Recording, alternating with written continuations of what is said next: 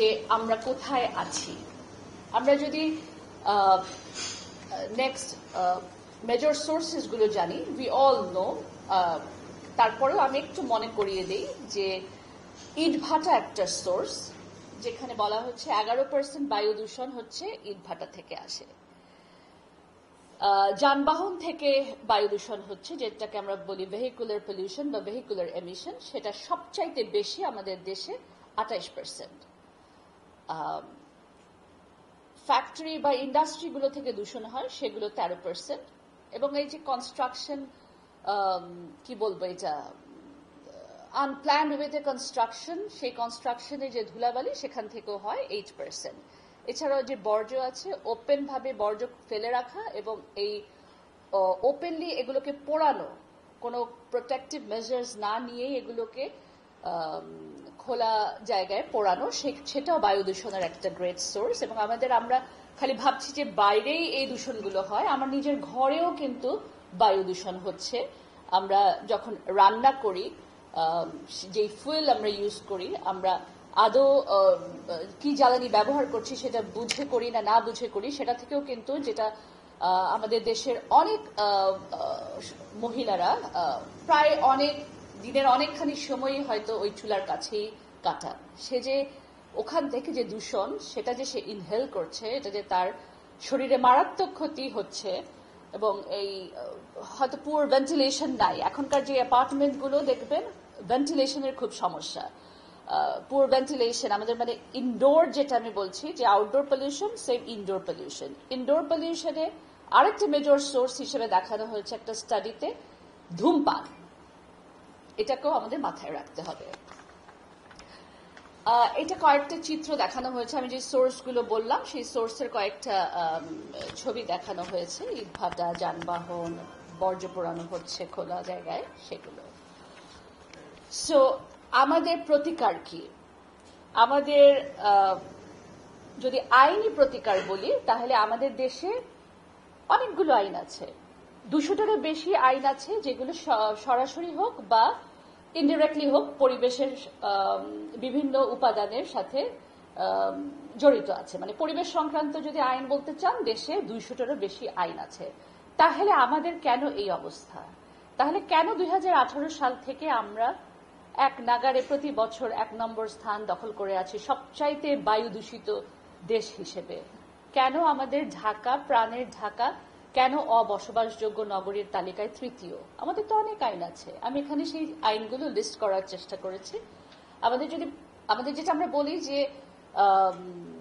দেশের যেই কি বলবো প্রধান আইন বা আমাদের সবচাইতে যে কি বলবো হাতিয়ার, যেটা আমাদের সংবিধান, সেই সংবিধানেও কিন্তু বায়ু দূষণের কথা না বলা থাকলেও সেই সংবিধানেও কিন্তু আমাকে অনেক নির্দেশনা দেওয়া হয়েছে। এবং যে 15th অ্যামেন্ডমেন্ট নিয়ে আমরা অনেক কথা বলি, তো সেই 15th অ্যামেন্ডমেন্টে কিছু ভালো জিনিসও আছে। সেটা হচ্ছে 15th অ্যামেন্ডমেন্টে 18 ক বলে একটা অনুচ্ছেদ যুক্ত হয়েছে, যেখানে সরাসরি রাষ্ট্রের একটা দায়িত্ব দিয়েছে, যে রাষ্ট্রের দায়িত্ব হচ্ছে পরিবেশ রক্ষা করা। কার জন্য? বর্তমান এবং আগামী প্রজন্মের জন্য পরিবেশে যাতে কোনো ক্ষতি না হয়, সেটা হচ্ছে রাষ্ট্রের দায়িত্ব। এছাড়া আমাদের সংবিধানে আমরা যেটা বেলা থেকে হেভিলি রিলাই অন করি, সেটা হচ্ছে আর্টিকেল 32, জীবন ধারণের অধিকার, right to life. Right to life also includes right to a healthy environment. প্রথমে আমরা ইট ভাটার কথা বলেছি, যে ইট ভাটাগুলো যেভাবে পরিচালিত হয়, এটা আমার কথা না, এটা আমি যে একটা স্টাডি দেখিয়েছি, সেই স্টাডিতেই এসছে যে শিল্প কারখানাগুলোর দূষণের পরেই ইট ভাটার দূষণটা স্থান করে নিয়েছে। আমাদের ইট ভাটা নিয়ন্ত্রণ বা ইট ভাটা প্রস্তুত এবং নিয়ন্ত্রণ একটা আইন আছে 2013, খুব ভালো একটা আইন।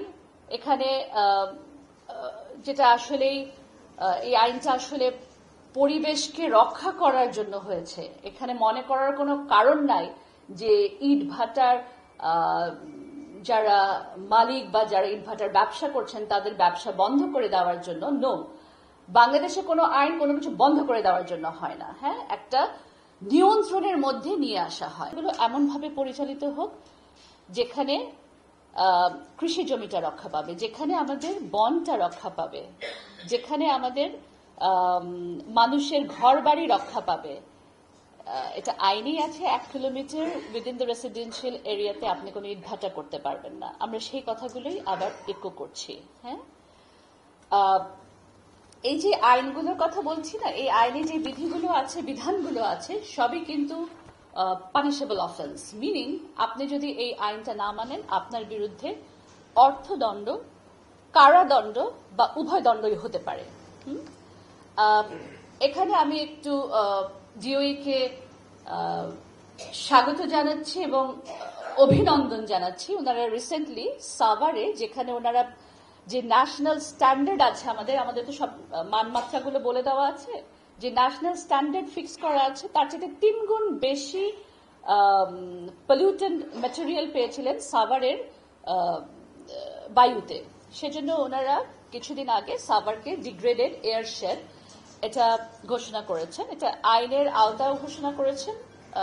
এবং এটা নিয়ে আমাদের একটা মামলাও ছিল, বাট আই এম শিওর যে ওনারা আইনের অধীনে এটাকে ডিগ্রেডেড এয়ারশেড ঘোষণা করেছে। তবে ডিগ্রেডেড এয়ারশেড ঘোষণা করার সাথে সাথে ওই এরিয়ার একটা ম্যানেজমেন্ট প্ল্যান এগুলো প্রণয়ন করতে হবে। ইন্ডিয়াতে আছে, আমরা আগে শুনতাম না দিল্লির কথা তো শুনতাম, এখন শুনি?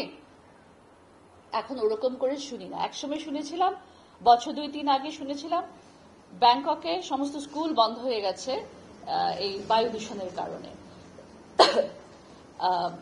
এখন কিন্তু ওরা মোটামুটি ওই ফেজটা পার হয়েছে। কিভাবে পার হয়েছে? ওরা তো আই ডোন্ট কেয়ার, যখন আমার গায়ে এসে লাগবে দেন আই অনলি কেয়ার।